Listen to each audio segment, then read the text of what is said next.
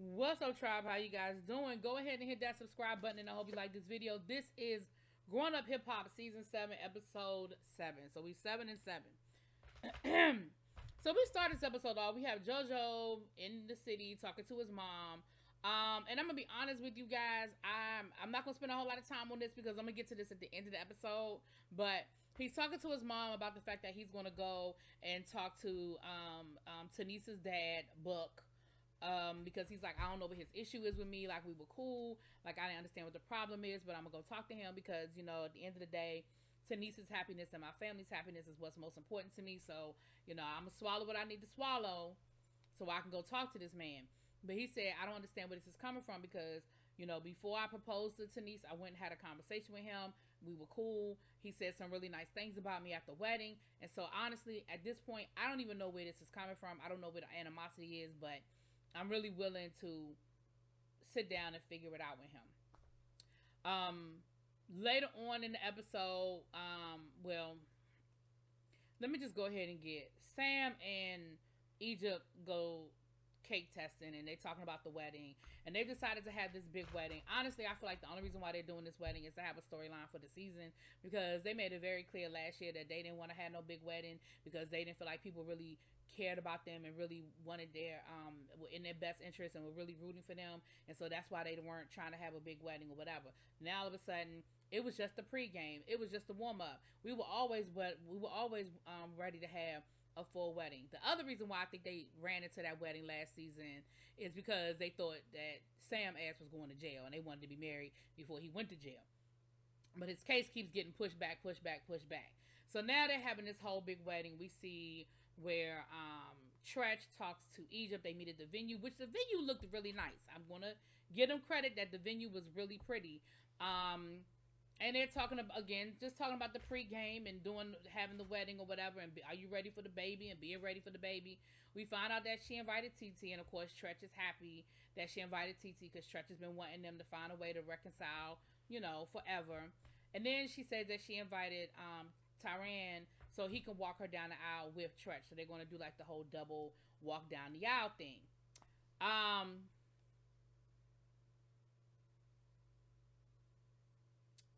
Do I want to finish this up? I might as well go ahead and finish this up because this episode ain't really give me a lot. So let me just go ahead and finish this up, child. So we see Tretch meet with Tyran later on in the episode. And remember, Tyran was supposed to be talking to Tretch about Sam and whatever. So Tretch is talking to Tyran and he's like, listen, what's up with Sam? What's going on? And Tyran was like, what do you mean? He was like, listen, at the end of the day, and on what I was ready, listen, let me tell you something. I was ready to dog Tretch out on this one because I was ready to be like, you all of a sudden you worried about what Sam got going on. You ain't been worried about what Sam had going on. But Tretch sort of explained himself. Tretch said, listen, Sam came to me with a whole lot of promises, a whole lot of, he talked a good game, and I gave him a lot of time to show me what he was trying to do with himself, right? He was doing music. I know music ain't 100%. I know music ain't, you know, it's hit or miss or whatever. Okay, cool, whatever. He said, but now, fast forward, y'all are married. There's a baby on the way. And you don't even have a job. Like, I asked him about the boxing. Well, ain't nothing going on with the boxing. So his thing is, you sold me a bunch of lies. I believed you. Because I really wanted to think the best of you. I didn't want to think you were using my daughter. I didn't want to believe what everybody was telling me about you. And I gave you an opportunity to show me different. However, fast forward, not only are we nowhere further than where we started, but things seem to be getting worse because now you're looking at going to jail over something real stupid and real immature. He said, and I see a lot of immaturity in Sam, and I don't see him really trying to do nothing. Now, I am going to give you a little bit, Tretch. I understand wanting to see the best in people. I understand not wanting to jump on whatever and believe whatever somebody tells you. I get it. I 100% get that. But the flip side, I'm going to say everybody ain't lying to you. Anytime TT walked away from her auntie who helped raise her cousin who she was like sisters with, anytime she walked away, and you saw what they did to her by lying and saying, oh, but she tried to come on to Sam and she was flirting with Sam. Like, you have to know that there's some validity to what people are saying. And Tyran was like, listen, I mean, he's told me a lot of good things. He's told me a lot of stuff too, and I'm just trying to, give him a chance to show me. And Tretch was like, yeah, all right, but he don't have a whole lot more time to show me. Like, he need to get it together. Like, he need to fix it. But at this point, Tretch, what you gonna do? I mean, you really couldn't do nothing before, but you damn sure can't do nothing now. She a whole married wife that's about to have a baby. Child. Then they bring up the wedding, and Tyran is in his feelings. He was like, yeah, all this, you want to invite me to the wedding now? You want me to walk you down the aisle? He was like, nah, because this ain't even the wedding. This is something you doing basically for the cameras. The real wedding was last year, and it sounds like they didn't even tell him. Like, it'd be one thing if he was in New York and he couldn't make it because they were trying to hurry up and do it and it wasn't time. But he was like, you didn't even invite me. So if you really wanted me there, you would have invited me to the real wedding. You would have invited me to the first wedding. Like, don't try to have a do-over, and now it's, oh, shoot, we got to invite Tyran. He was like, nah. He's like, so I don't even think I'm going. And I'm with you, Tyran, because it was an afterthought. It absolutely was an afterthought. But moving on. But like I told y'all, I feel like this right here is for the cameras. This is for them to have a storyline. Because remember, nobody wants to film with them. And it's really Sam. They really don't have no problem with Egypt. But none of them really want to rock with Sam. Anyway, so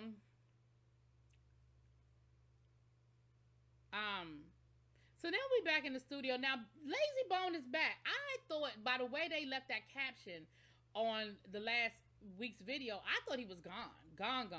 But he's back, and he's talking about his mom, and, of course, he had a moment. He had a breakdown, his mom, missing his mom, and, definitely respect that. Baby girl come to visit him, and they basically squash everything. It's one thing you mad at somebody, and then you realize that you could lose them, and things don't seem that big anymore. Like, when it's something big, it don't seem like it's that big anymore, right? We eventually see her go. He convinces her to go talk to her mom, because he says, listen, as coming from somebody who just lost their mama, like, it ain't that deep. Like, whatever y'all got going on, it's not that deep. And I feel like I'm in the middle of it, because I feel like it's about me, or I have a big part of this, and I don't want to be in the middle. I don't want to feel like I'm the reason why you and your mom relationship is in a bad space. So can you please go talk to your mom? For me, can you do that? So she does, and they make up, because I ain't about to prolong that whole boring ass, slow talking ass, yeah, because you were real disrespectful. I ain't about to do all that. They made up, child. Her and her mama made up. Whatever. Moving on. Now, we back in New York. JoJo's in the studio working on his music. Tanise comes in. He don't want her to hear it. And he basically says, listen, at one point in time, I really wanted music to be my career, right? But I really didn't get the reception that I was looking for. A lot of people didn't accept Lil Raven Run, Lil JoJo. Like, it was different for his brother. When Diggy came out with music, it was more accepted, but I don't know why. I can't speak to that. But JoJo's music really, I'm going to tell you what I think, and this is my opinion. I think a lot of people did not realize, first of all, every child has their own personality. And even though JoJo grew up with Run DMC as his dad, I don't think people realize that for a lot of JoJo's childhood, Run wasn't around a lot. Run was traveling, Run was touring, Run was being Run DMC. I ain't saying he was a bad dad. I'm not saying he was a neglectful father. But I think fast forward, we see Run's house, and we see them living in this mansion in New Jersey. Run is home every day. He's Reverend Run now. He's sending out positive messages in the bubble bath from his BlackBerry, right? And I think that when we started hearing about JoJo getting in trouble, getting caught with weed and different things like that, I think a lot of people felt like he was fronting. He was pretending. Oh, you ain't really that dude. You a rich kid. You from the suburbs. But I don't think people realize that him, Vanessa, and Angela didn't grow up their whole life in the suburbs and the mansion. You know what I'm saying? But anyway, so I think when Diggy came out, Diggy was Diggy. You know what I mean? He was like, I'm the little rich kid. I'm the preppy guy. I'm the smart kid. I mean, I'm cute.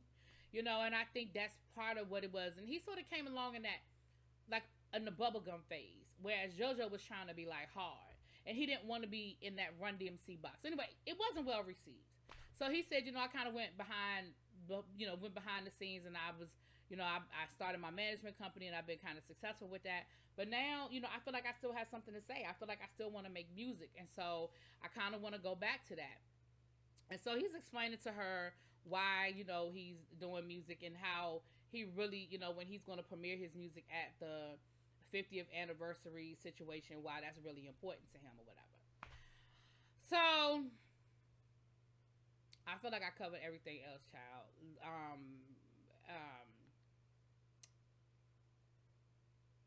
He talks to. We see him meeting up with Tanice's dad.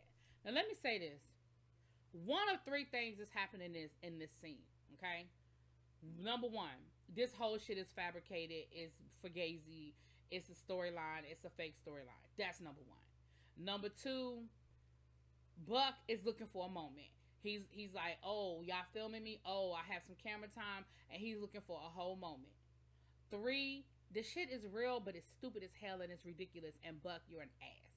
Now, the reason why I say it could be one of those three scenarios is this: JoJo goes to talk to him, and anytime somebody can't tell you why they really have a problem with you, then their reason is bullshit.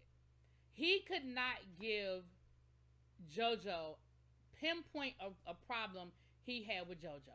First, he kept saying, it's so many problems, it's so many problems, it's so many problems. And JoJo was like, all right, well, let's go. That's why I'm here. Let's start from the beginning. Tell me where it is. Well, I could go back to the wedding. Like, he was like, I could go back to the wedding. And JoJo was like, well, what about the wedding? He was like, what, because you didn't walk Tanice down the aisle? He was like, I didn't have anything to do with that. That was her decision. But you the king. You the king of this relationship. You the king of this. He was like, yeah, but they told me that you were being a jerk and she didn't want you there. What was I supposed to do? You the king. You're in charge. You run this. You the king. And I'm just like... So I feel like this whole situation is that you mad at JoJo because JoJo won't make his wife talk to you. Then he said, JoJo was like, well, you haven't seen your grandson in a whole year. Like, you didn't see your grandson until he was a year old. What you mean? What you mean? I didn't see my granddaughter either. What, that's my fault? Sir, it absolutely is your fault. And this goes back to the whole quote-unquote joke you made about the son not being your grandson. Because why you worried about the fact that you haven't seen your granddaughter, you ain't seen your grandson either. He's only 1 year old, meaning you've never met this dude. Well, the baby. So then he starts talking about, it was a joke. Did I say it? Did I say it? JoJo was like, I don't know if you said it or not. I know it upset Tanice, and Tanice is my wife, and when she's upset, I got a problem. But we cleared that up. Why you bringing it up? We cleared that up. He was like, because she's still upset about it. Like, maybe you cleared it, but it still bothers her that you said that. This is how I knew that this whole situation was fugazi. Then your ass started going back. Then you went to the engagement. I don't even like how that whole thing went down. Now, JoJo just said, when he was talking to his mama, that he came and he talked to you before he even proposed to Tanice. He just said that you said nice things at the wedding. So if you was mad or in your feelings at the wedding, why you get up there and say nice things? It sounded to me like you the one being fake, not them. Then he starts going all the way back to, because he started off with, anytime she needs something, she don't have no problem picking up the phone and calling me when it's financial. And JoJo was like, not since she been with me. So then he starts bringing up, I paid y'all rent one time. They want to argue about whether this man ever paid their rent, when the rent was paid, what apartment they were living in. But let me be clear. Tanice and JoJo been together for 13 years. Maybe early on in their relationship, when JoJo was still kind of struggling and he wasn't living off of being a Simmons and he wasn't really doing, because I think he good now because I think he back and good with the family. But for a while, him and his father weren't even speaking. And I feel like it was probably cut off financially. So maybe they were struggling. Maybe they did call you to pay the rent. Why are you throwing that in this man's face when y'all are supposed to be having a conversation about what it is that he has done to you that make you feel like you disrespected and y'all can move forward? Why are you bringing up something you did 10 years ago that most parents would do for their children in that situation if they have the financial means to do it? Most parents, I know my parents have helped me when I had my own apartment. I know they've helped me. If I've called them up and be like, yeah, I kind of screwed up, but my phone gonna get cut off. Can you carry me until payday? Like, It happens. And most parents, if they financially are in a position to do it, most parents would be there. Why is that something you throwing in his face now? Why is that part of your reason for being mad at him? Because you didn't, even by your own words, it doesn't sound like it's something that happened repeatedly. It sounds like it was once, maybe twice, that you helped them pay their rent 10 years ago. So that's why I go back to my first, either this whole storyline is for Gazy and you just couldn't come up with nothing better. You doing a lot because you got the cameras on you and you being real extra. Because he had his leg kicked up in his Timberland, smoking on his hookah.